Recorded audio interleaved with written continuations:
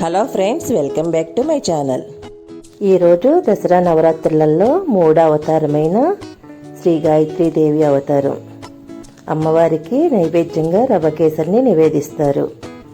ఈ రవ్వకేసరిని ఎలా తయారు చేసుకోవాలో ఈ వీడియోలో చూసేద్దాం. వీడియోని చివరి వరకు స్కిప్ చేయకుండా చూడండి. వాటికి కావాల్సిన ఇంగ్రీడియంట్స్: బొంబాయి రవ్వ, పంచదార, బాదం, కిస్మిస్, జీడిపప్పు, నెయ్యి, పాలు, నీళ్ళు. ముందుగా స్టవ్ పైన కళాయి పెట్టుకొని ఒక 2 టేబుల్ స్పూన్స్ వరకు నెయ్యిని యాడ్ చేసుకోండి. నెయ్యి వేడైన తర్వాత ఇందులో ఒక 1 టేబుల్ స్పూన్ వరకు బాదం పప్పుల్ని యాడ్ చేసుకోవాలి.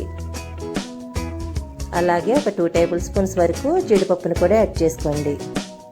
ఇప్పుడు వీటిని 1 నిమిషం పాటు ఫ్రై చేసుకోవాలి. ఇవి కొంచెం ఫ్రై అయిన తర్వాత కిస్మిస్లు కూడా యాడ్ చేసుకోండి.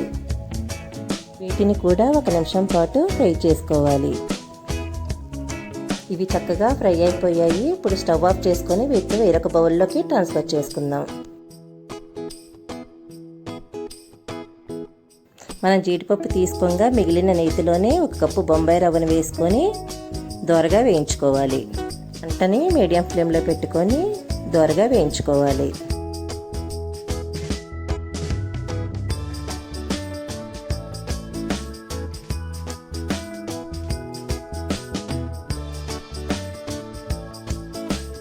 ఇప్పుడు ఇది దోరగా వేగిపోయింది. ఇప్పుడు దీన్ని వేరొక బౌల్లోకి ట్రాన్స్ఫర్ చేసుకుందాం.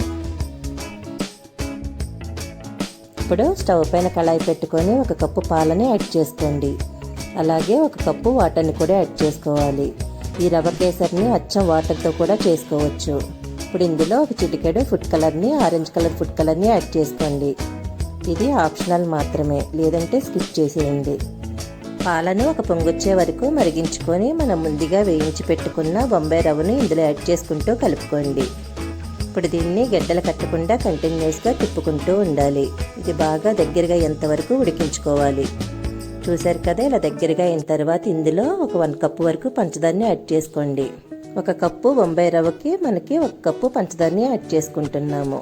మీకు కొంచెం స్వీట్ ఎక్కువ కావాలనుకునే వాళ్ళు ఇంకో 1/2 కప్పు వరకు పంచదారని యాడ్ చేసుకొని పంచదార మొత్తం మెల్ట్ అయ్యేంత వరకు ఉడికించుకోవాలి. ఇది బాగా దగ్గరగా అయిన తర్వాత ఇప్పుడు ఇందులో ఒక 1 టేబుల్ స్పూన్ వరకు నెయ్యిని యాడ్ చేసుకోండి. అలాగే మనం ఫ్రై చేసి పెట్టుకున్న డ్రై ఫ్రూట్స్ని కూడా వేసుకొని అదంతా దగ్గరగా అయ్యే వరకు ఒక 2 నిమిషాల పాటు ఉడికించుకోవాలి.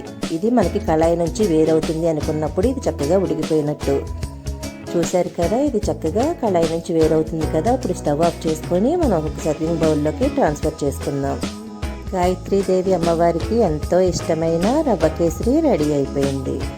ఇప్పుడు పైన డ్రై ఫ్రూట్స్తో డెకరేట్ చేసుకుందాం. చూసారుగా ఫ్రెండ్స్, రవ్వకేసరిని ఎంత సింపుల్గా 5 నిమిషాల్లో తయారు చేసుకున్నామో.